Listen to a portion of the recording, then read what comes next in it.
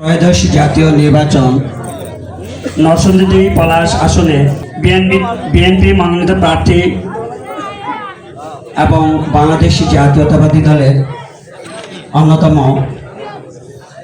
সদস্য যিনি ধানের শীষ প্রতীক নিয়ে পলাশ থানা থেকে লড়ছেন এবং আমরা অত্যন্ত গর্ববোধ করছি এই উপমহাদেশ তথা এশিয়া মহাদেশের প্রখ্যাত শিক্ষাবিদ যিনি পদার্থবিজ্ঞানে গবেষণা করছেন।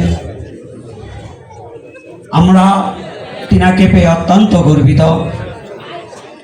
যাই হোক, আমি আজকে যে মূল বিষয়টি নিয়ে এখানে উপস্থিত হলাম, আশা করছি সকলে আমার কথাগুলো একটু মনোযোগ দিয়ে শুনবেন।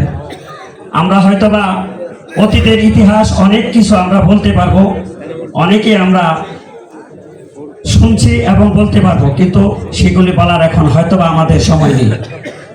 আমাদের এখন যে কাজটি করতে হবে সেটি হচ্ছে যে ধানের শীষের পক্ষে আমাদের ভোট যেতে হবে। ইনশাল্লাহ আমার মনে হয় এই 5 নং এবং 6 নং ওয়ার্ডে ধানের শীষের পক্ষের ভোট ইতিমধ্যে ইনশাল্লাহ সকলের মধ্য থেকে সাড়া পেয়ে গেছে।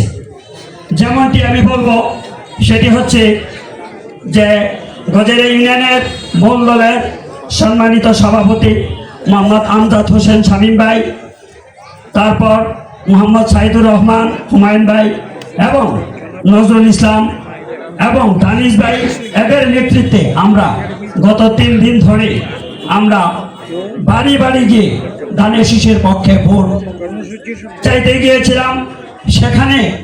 সেখানে যত সাধারণ জনগণ রয়েছে বিভিন্ন ঘর থেকে এসে তারা বুকে জড়িয়ে ধরছে যে আমরা একমাত্র ডক্টর আব্দুল মঈন খানের এই ধানের শীষ ভোট ছাড়া অন্য কোনো চিন্তাই করতে পারি না।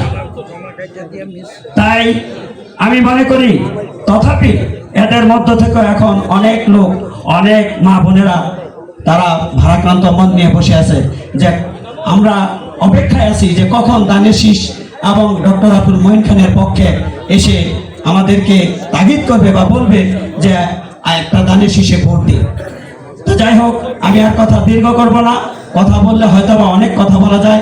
আজকের এই জনসভায় আরেকটি কথা বলতে যাই, ফ্যাসিস্ট এবং দোসররা যারা এদেশের নিপীড়িত সাধারণ জনগণের কাছ থেকে লক্ষ লক্ষ টাকা নিয়েছে এবং লক্ষ লক্ষ টাকা নিয়ে তারা গ্যাস দিবে এমন কথাটি তারা বলেছে, কিন্তু তারা এই টাকা লুট করে তারা আমাদেরকে অল্প কিছুদিন গ্যাস দিয়ে তারপর আবার তারা সেটি ফিরিয়ে নিয়েছে। তাই আমি বলবো আমাদের ধানের শীষের পক্ষে এবং পলাশ থানা থেকে যদি স্যার ইনশাল্লাহ নির্বাচিত হন বা আমাদের সরকার নির্বাচিত হন, তাহলে তিনি যেন আমাদেরকে এই 5 নং এবং 6 নং ওয়ার্ডে পুনরায় গ্যাস ইনশাল্লাহ সংযোগ দিতে দেন। এইভাবে আমি আমার সংক্ষিপ্ত কথা এখানে শেষ করছি। আল্লাহ হাফেজ।